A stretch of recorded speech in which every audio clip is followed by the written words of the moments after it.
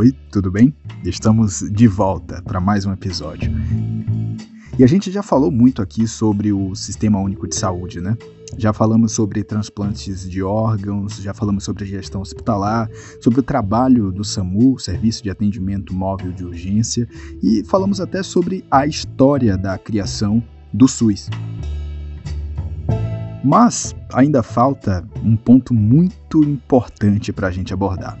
Então hoje você é o meu convidado para entender um pouco mais sobre os serviços de atenção básica do Sistema Único de Saúde. Pois é, eu estou falando dele, que carinhosamente a gente aqui brasileiro chama de postinho, o postinho de saúde. Na verdade, no episódio de hoje você vai entender que a atenção básica no SUS vai muito além do postinho. E para isso, eu fui atrás de quem entende do assunto, né? Ou melhor, de quem vive isso na prática. Eu conversei com o Dr. Roberson Kitamura e com a enfermeira Gilcinete Barreto, ambos gestores do Instituto Nacional de Tecnologia e Saúde em São Paulo, na região de Santo Amaro e Cidade Ademar, mais conhecida como região SAC. Sejam todos muito bem-vindos, eu sou o Léo Marques e esse é o Conexão INTS, o seu podcast sobre saúde, gestão e tecnologia, uma produção original da comunicação corporativa do Instituto Nacional de Tecnologia e Saúde.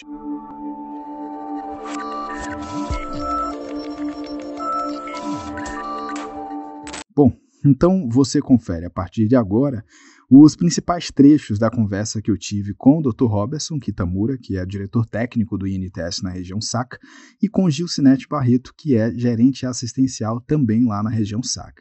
Ah, e detalhe, ao longo do episódio você vai ouvir eu chamando ela de Gil. É porque é assim que ela é conhecida lá na região SAC, é mais conhecida como Gil. Oi Gil, oi Dr. Robson, muito obrigado pela participação de vocês, por terem encontrado um espaço na agenda, por ter aceitado o convite a participar aqui do nosso podcast. Então, para começar, eu queria que vocês se apresentassem para a nossa audiência. Contem um pouco, então, sobre quem são vocês, da atuação na região SAC pelo INTS. Tá bom. Bom, então meu nome é Gilcinete Barreto, né? Todo mundo me chama de Gil. Já trabalho aqui na região há 22 anos, estou com o INTS aqui desde o início do INTS no território. Minha formação, eu sou enfermeira, sou formada pela Universidade do Grande ABC, UniABC. Tenho pós-graduação em saúde pública pela USP, pós-graduação em saúde da família e comunidade também pela USP, e um MBA pela FGV, MBA Executivo em Saúde, né? E a minha função atualmente aqui, eu estou como gerente assistencial. Então, a minha equipe são supervisores técnicos que visitam as unidades de saúde, dão apoio para os técnicos que estão na ponta, para discussões de caso, implantação de protocolos, a própria supervisão mesmo direta dos serviços e das categorias, ajudar a secretaria na implantação, implementação de protocolos assistenciais. Dr. Roberson. Bom, obrigado pelo convite. Espero poder ajudar um pouquinho com um pouco da experiência que a gente criou aqui na região de SAC. Entrei na região aqui em fevereiro de 2002, então estou há 21 anos aqui já. Eu me formei em 2000, e em 2002 eu já entrei aqui como médico. Eu sou médico de família e comunidade, minha especialidade é medicina de família e comunidade. E entrando aqui na região em 2002, nem em unidades básicas, trabalhei em unidades até 2009, quando eu vim para a coordenação e estou aqui na coordenação em tempo integral desde então. Em 2007 eu entrei aqui na coordenação, mas eu fazia um meio a meio. Eu trabalhava 20 horas aqui na coordenação, 20 horas numa unidade de saúde, como médico. A partir de 2009 eu estou full time aqui já há bastante tempo, então, há 21 anos na região. Bom, então aqui logo de início a gente já percebe que trabalhar com a área de saúde é paixão, né? É vocação, eu diria até que destino também. Eu, de verdade, acredito que algumas coisas já estão escritas na nossa história, assim, que deve acontecer. Não sei, resolvi me inscrever para fazer enfermagem. E aí passei na faculdade E desde então comecei a fazer os estágios, tudo. Só que nessa fase eu gostava muito de neonatologia. Eu acreditava que eu ia trabalhar numa UTI neonatal. Mas quando eu pus o pé dentro de um posto de saúde, essa coisa de você ir até a casa do paciente, de você conhecer a família, conhecer a história, você conseguir acompanhar desde a adolescente que vira mulher, que engravida, que tem um bebê, você acompanha todo o histórico familiar. Aí me contaminei, não teve jeito. Eu percebi que era isso que fazia diferença de fato. Robertson e Gil fazem parte do time de profissionais que ajudam a tocar um dos pilares do nosso Sistema Único de Saúde. O Serviço de Atenção Básica do SUS no Brasil hoje é responsável por fornecer cuidados de saúde que são, assim, essenciais, preventivos para a população e que visam promover mesmo a saúde, prevenir doenças, tratar enfermidades simples, mas também encaminhar casos mais complexos para os níveis de atendimento superiores, né, quando necessário.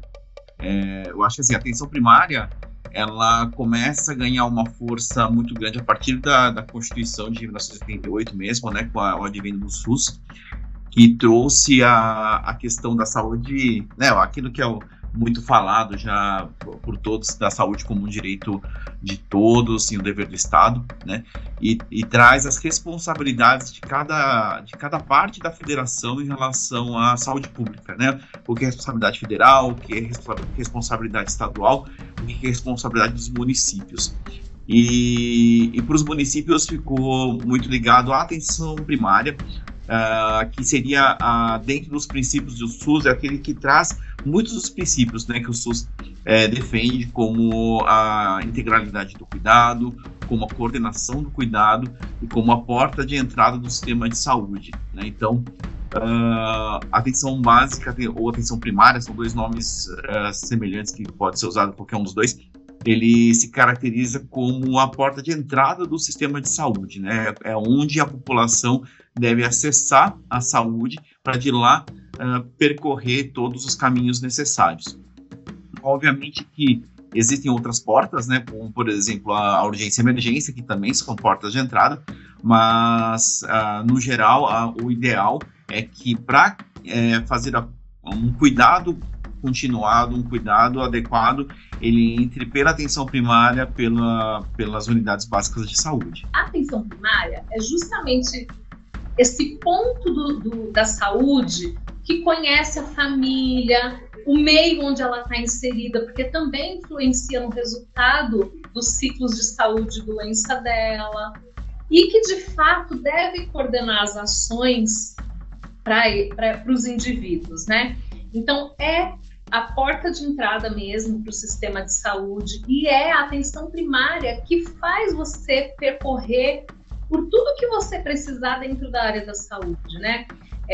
Desde te encaminhar para um especialista, desde solicitar um exame, se você tiver que ir para uma cirurgia, tudo começa na primeira investigação ali no posto de saúde. E a atenção primária também, ela lida com todos os ciclos de vida, né? Criança, adulto, idoso, gestação, e não só naquela parte de adoecimento, muito nessa questão também da prevenção, né? Então, essa coisa que eu te falei no início, da educação em saúde, de tentar evitar que você adoeça, de te oferecer ferramentas como, por exemplo, as maravilhosas vacinas que a gente tem nesse país, né? Para a gente evitar a propagação de algumas doenças. Estratégia de saúde da família, agentes comunitários de saúde, programa Mais Médico, programa Saúde na Escola, o PSE. Então, essas são algumas das iniciativas que fazem parte da atenção básica via SUS.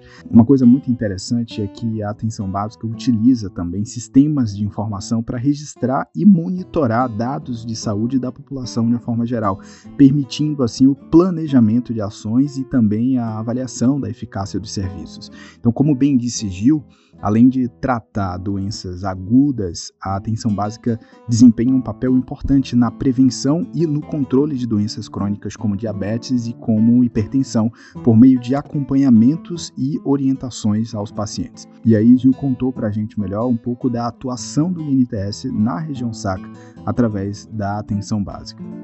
Nós temos então 26 unidades. Porém, aqui no município de São Paulo, com o passar dos anos, foram surgindo algumas vertentes diferentes, digamos assim, de estratégias de atendimento. Nós temos 14 unidades que trabalham com a estratégia saúde da família, onde então você tem aquela equipe formada por um médico de saúde da família ou generalista, um enfermeiro, os agentes comunitários que fazem as visitas domiciliares e os auxiliares de enfermagem, né? Temos também as unidades básicas, que nós denominamos como unidades básicas tradicionais. Essas unidades, elas trabalham com as especialidades médicas de pediatria, clínica médica, ginecologia e psiquiatria. E, além disso, tem a equipe multiprofissional que atua dentro da unidade básica tradicional. Enfermeiros, auxiliares de enfermagem, os auxiliares administrativos, né? Mas é uma modalidade diferente.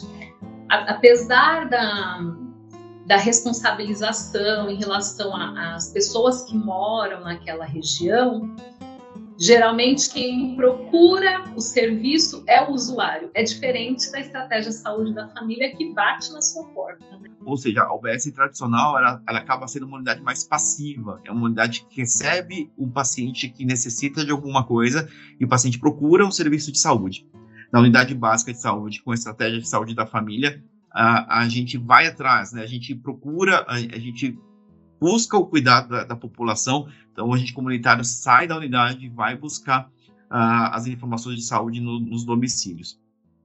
E a gente também tem aquilo que nós chamamos de unidade básica de saúde mista, né, que são unidades que têm equipes de saúde da família junto com o modelo tradicional, com territórios diferenciados. Então, é um território que tem a estratégia de saúde da família e o território que tem a UBS tradicional, mas no mesmo serviço de saúde. Então, basicamente, são esses 3 modelos de unidades básicas que nós temos.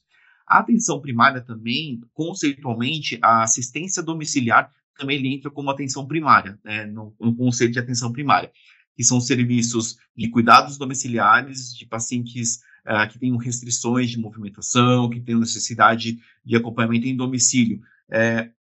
São os pacientes com restrições maiores. Então, por exemplo, um acamado, um paciente que tenha, por exemplo, uma respiração artificial, tem que respirar por apoio de aparelhos, que possui órteses que impedem ele de se movimentar e procurar a unidade. A assistência domiciliar faz o acompanhamento desses pacientes. Então, basicamente, o INTS cuida desses 3 serviços: a unidade básica tradicional, a unidade básica com estratégia de saúde da família, a unidade mista, além da assistência domiciliar. Em São Paulo, especificamente, também, né, Léo, a gente tem um serviço que é a AMA, que é Assistência Médica Ambulatorial, que é um tipo de um pronto atendimento, e um atendimento sem hora marcada, e um atendimento de demanda espontânea, né? Mas que, apesar de ser um atendimento de demanda espontânea, que geralmente é o agudo, é aquele quadro agudo mais leve, é a gripe, a dor, né? A dor de cabeça, dor nas costas, esses quadros agudos mais leves.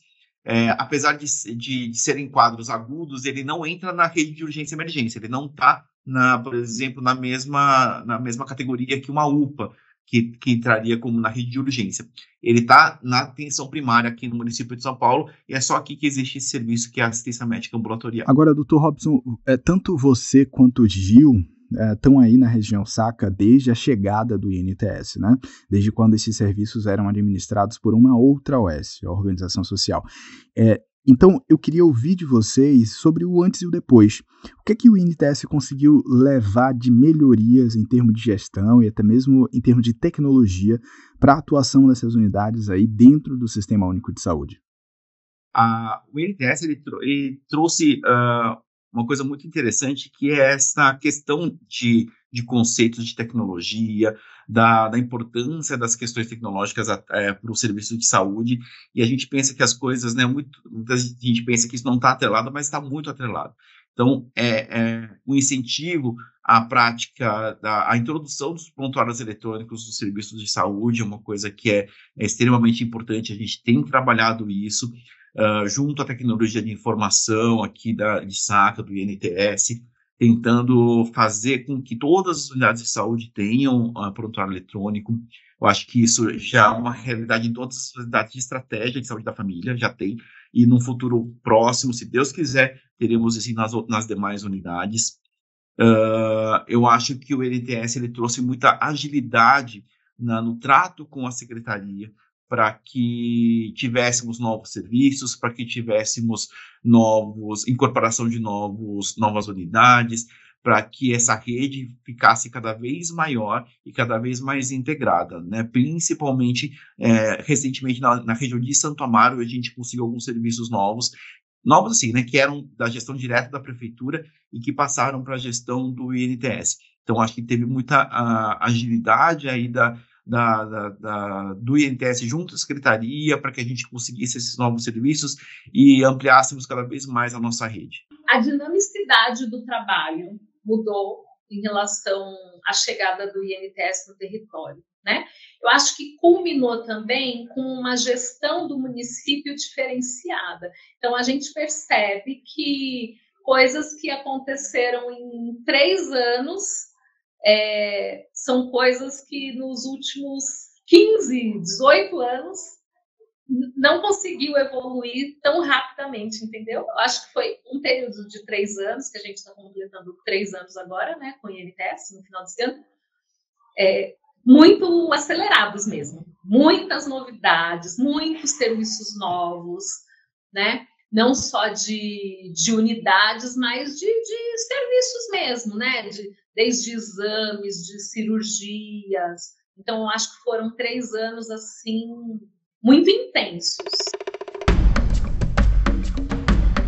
2 pontos são muito importantes quando a gente fala de atenção básica no SUS. O primeiro é a universalidade / gratuidade, né? O SUS ele é um sistema universal e gratuito, e o que é que isso significa? Que todos os cidadãos brasileiros têm direito ao atendimento na atenção básica, independentemente de sua condição financeira. E o segundo ponto muito importante é a territorialização. As equipes de saúde da atenção básica são responsáveis por uma área geográfica delimitada. Então, isso permite um atendimento mais próximo e também personalizado para a população local. Então, por isso eu perguntei para a Gil e para o Dr. Robson sobre os desafios geográficos e também demográficos lá na região SACA para fazer esses serviços chegarem até quem precisa. Vamos ouvir. Existem alguns conceitos que são importantes, né? A parte geográfica é algo extremamente importante quando a gente trabalha a atenção básica, né? Por quê? Porque a unidade tem que ser acessível aos seus moradores. Então, por exemplo, grandes barreiras geográficas, elas devem ser elas devem ser delimitadores de território, né? O ideal seria que não tivessem grandes dificuldades geográficas para que uma população acesse um serviço de saúde. Isso é uma realidade, às vezes, difícil de respeitar, mas que, no geral, a gente consegue ter isso, né? Então, e nós temos uma característica aqui na região de SACA, que são 2 regiões muito diferentes, né? Que é Santo Amaro e Cidade Ademar. A região de Cidade Ademar é uma região muito adensada, é uma região com nível socioeconômico baixo, e é uma região que tem uma população muito próxima uma da outra, né? Então a densidade demográfica é muito grande. Então isso favorece, nesse ponto, o acesso dessa população ao serviço de saúde, porque a gente já atinge um número ideal de população em um território pequeno. Então faz com que as pessoas consigam acessar as unidades básicas de uma maneira mais tranquila. Diferente, por exemplo, de Santo Amaro. Por quê? Porque Santo Amaro é uma área de nível socioeconômico muito alto, bem diferente de Cidade Ademar. Isso faz com que exista uma população usuária do SUS menor. Ou seja, os territórios que abrangem as unidades da região de Santo Amaro são territórios mais amplos para que tenha uma população usuária do serviço, né? Então, isso torna o acesso, muitas vezes, dessa população um serviço um pouco mais difícil, porque elas acabam tendo territórios muito amplos, muito grandes. Então, essa região que é mais adensada nesse sentido é um desafio, porque ainda é um território que está em pleno movimento, né? Diferente quando a gente compara da região de Santo Amaro, que é um território que está mais estável. Em que sentido? É uma região que tem mais idosos, né? São famílias que moram há mais tempo na região, então já está um pouco mais estabelecido. Porém, Léo, uma grande dificuldade que a gente tem nesta região de Santo Amaro é uma região enorme, mas como justamente a gente falava que é uma região com IDH Europa, ainda existem poucos serviços de atenção primária, porque de fato a população busca para coisas específicas, né? Então é um desafio a gente conseguir atingir essas pessoas para que elas entendam o papel da atenção primária na parte de educação, na parte de prevenção, na parte de promoção e nessa parte de vigilância ao território, né? A gente falou um pouco de Covid no início. São Paulo, quer dizer, no Brasil, né? O primeiro caso registrado de Covid que entrou foi justamente na região de Santo Amaro.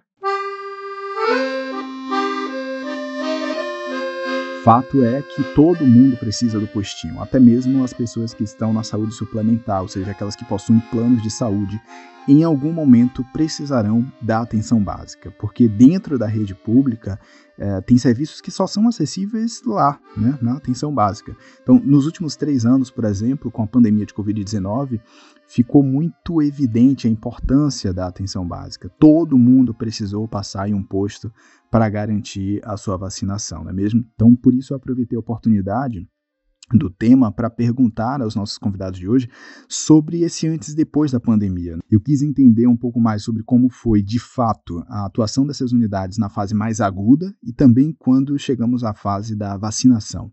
Acho que a gente pode dividir bem esses dois aspectos mesmo, Léo. Um é a questão da pandemia em si, né?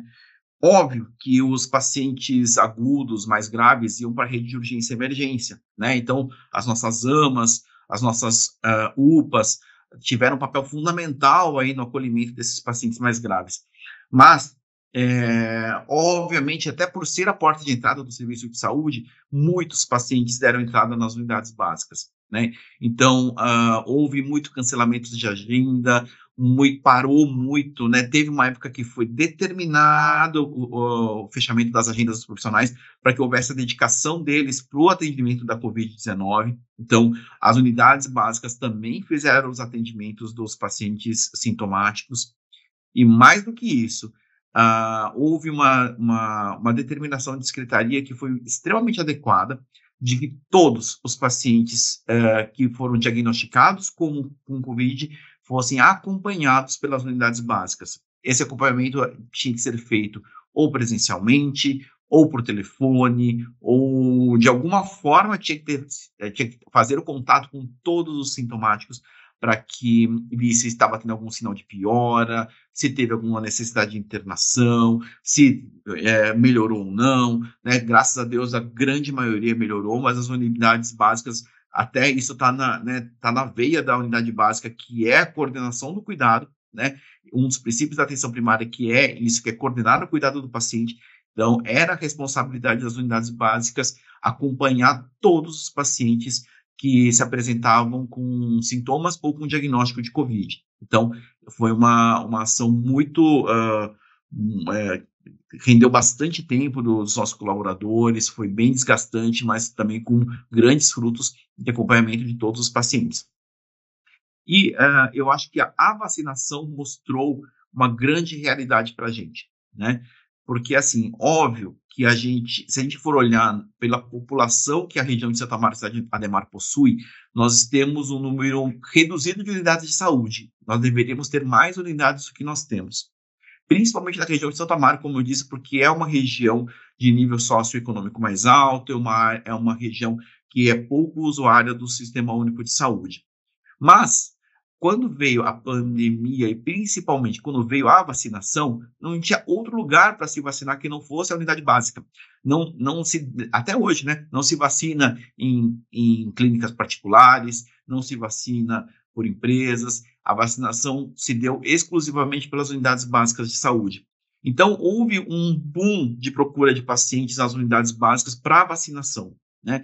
Quando as vacinas chegavam, quando reduziam as faixas etárias, quer dizer, né, quando diminuía a idade, né, começava com os idosos, aí ia diminuindo progressivamente, quando aumentava ou reduzia a faixa etária, ou quando aumentava o leque de população que estava habilitada a se vacinar, acontecia uma procura enorme da população nas unidades básicas de saúde, o que gerou a necessidade de outras estratégias, como, por exemplo, os drive-thrus, como, por exemplo, os walk-thrus, né, que também teve o pessoal dando como de carro. Então, teve os postos satélites, vários postos satélites, vacinação em farmácias, em drogarias, em redes de drogarias, e tudo isso com a população, com os usuários, com os colaboradores do SUS e com os colaboradores do INTS fazendo essa grande campanha de vacinação que dependia das unidades básicas de saúde. Bom, nesse contexto, uma coisa muito interessante que Gil nos contou é sobre